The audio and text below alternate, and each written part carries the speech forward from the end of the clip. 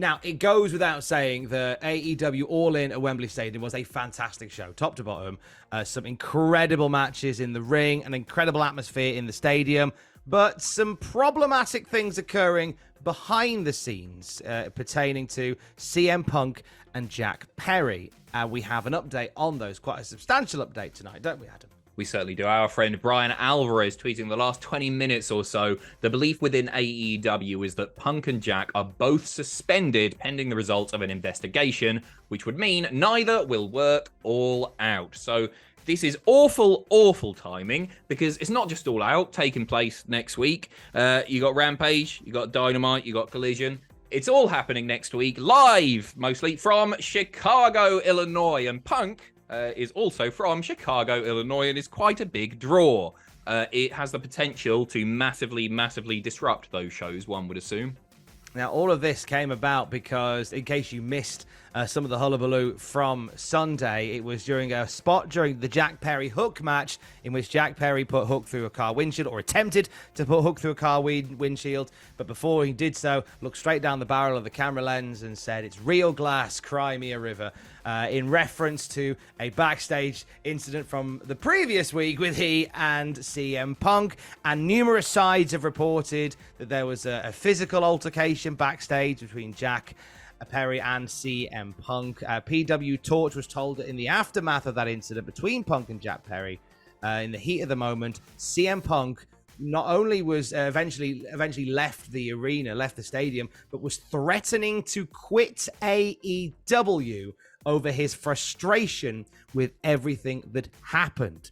One veteran AEW wrestler told PW Torch that Tony Khan has fostered an environment where younger wrestlers without a lot of experience in the national spotlight feel free to go into business for themselves online or live on TV to try and settle scores or send messages. And this has actually included veteran wrestlers as well. And Adam, this is something that we've heard speculation and conversation and reports on over the last few weeks of wrestlers doing things online and doing things in their matches to air grievances and push grudges. It's a tricky thing, isn't it? It's a difficult tightrope to walk, in that I think we've seen huge benefits in wrestlers having more creative freedom within AEW.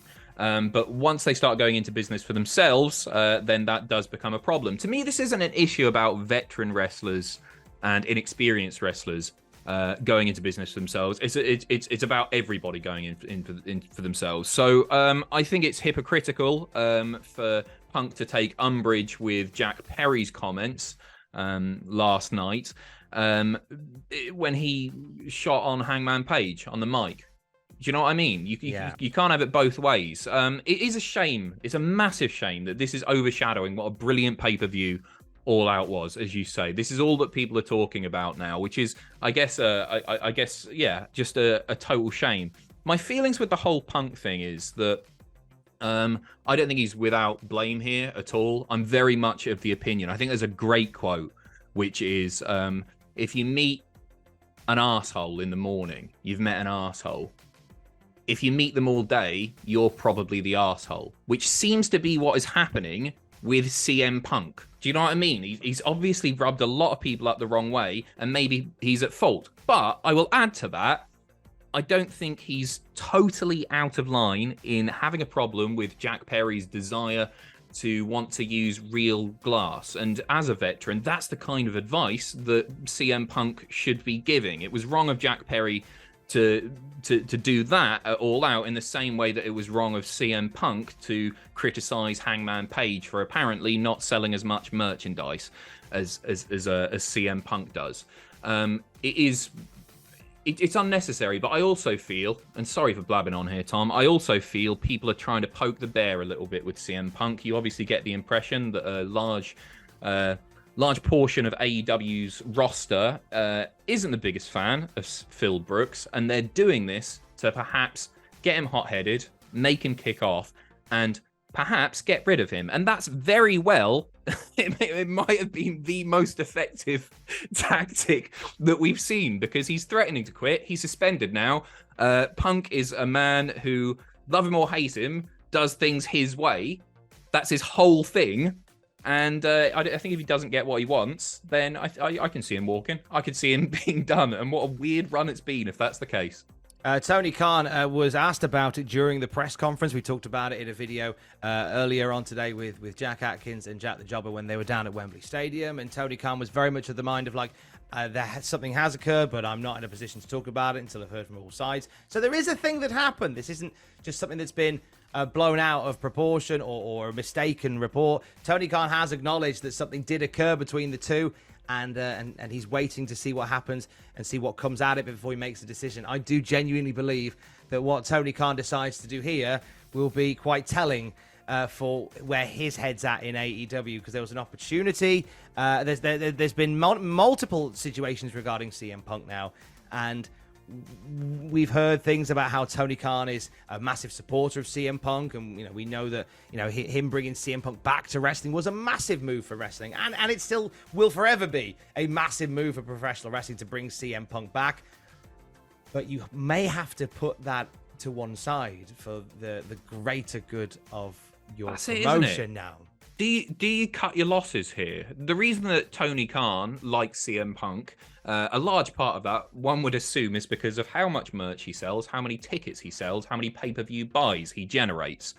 If that is tearing apart the company, then is it worth it? Is this a short-term gain that is going to, in the end, create a long-term loss? That's only for Tony Khan and the board to really decide, isn't it? Because we don't know the numbers. We don't know exactly what has gone on. There's various reports about what has happened at All In, from everything regarding who struck who first, if that happened, to even when this occurred during the night. It seems like it happened right before the match. That's what the prevailing before Punk went out, like this was where this thing happened. It also sounds like it could have been something unbelievably exacerbated by London traffic. House of Wrestling have learned that when Punk landed at Heathrow Airport for All In on Saturday morning, no one from AEW was there to greet him. Nobody holding up a sign saying Phil or whatever. There was also no car service to take him to his hotel. When he texted a number he was given by AEW for the driver, it was an invalid number. After waiting for a while, CM Punk chose to buy a train ticket and find his own way to his hotel. We are told that the tube was busy at that time. Punk got lost, and a few fans who noticed CM Punk helped him find where he was going. Should have got in a taxi. All right, mate, you one of them AEW wrestlers, are ya?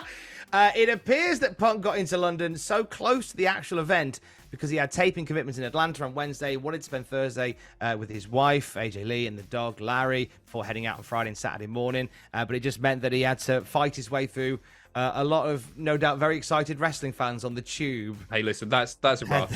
I'm laughing because of the situation, not what he's obviously gone through there, because it's an unprofessional thing to happen.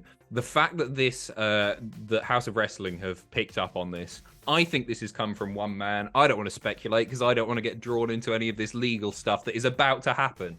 And I think the reason that has come out now is because legal action is once again going to be taking place in the very, very near future. I think what's happened there is the AEW have potentially, and this is my thinking, nobody else's, potentially broken a contract there. I would assume that CM Punk has something in his contract to say that transport will be provided. They failed to do that. Are they in breach of contract now? It's a very, very messy situation. But yeah, I think that has come from one man, and I think it's the man who was possibly inconvenienced and annoyed when lots of fans were doing this on the tube next to him and taking his picture. Maybe. Who knows? I'd have throttled Jack Perry, if I'm honest with you. Hey, he was the driver. That's the problem. Right? Now we all know who the driver was. Who are you? CM. Weird name. Now, in some lighter news from All In, check out the podcast feed, because coming up, if it's not there now, it'll be there shortly. The first exclusive interview with Grado, who shocked the wrestling world after a campaign launched by, let me see if I've got his name right, Tom Campbell from Cultaholic. Grado turned up at Wembley Stadium and clattered Jeff Jarrett with a guitar. Grado gives us blow by blow of when he found out he was booked. He pushed into a meeting with Tony Khan. He tells us how that went as well. He tells us a brilliant story of a run-in with Billy Corgan ahead of his turn on he's doing the Impact Maximum, the Impact British Invasion Tour. Yes. In October. We talk about that. He gives us an incredible story about an in-ring moment he had with Billy Corgan. I don't think he's told it anywhere else. You can hear it on the podcast feed, as well as all that went down at Wembley Stadium with Grado. Are we having a race here, Tom? I'm editing this news video. You're editing the podcast. Are we having a bit of a race? Are we on? Yeah. See ya at the finish line. Trickier. I've got longer export times. We're on. Okay, we're on. Check the podcast feed. Search Cultaholic on Spotify, wherever you get your podcasts. We'll see who wins, shall we? If it's on there already, by the time this video goes live, I'll buy Tom to buy. And we'll have more wrestling news throughout the day at cultaholic.com. Get on that, Aidan Gibbons. Stay safe. Love you. Bye.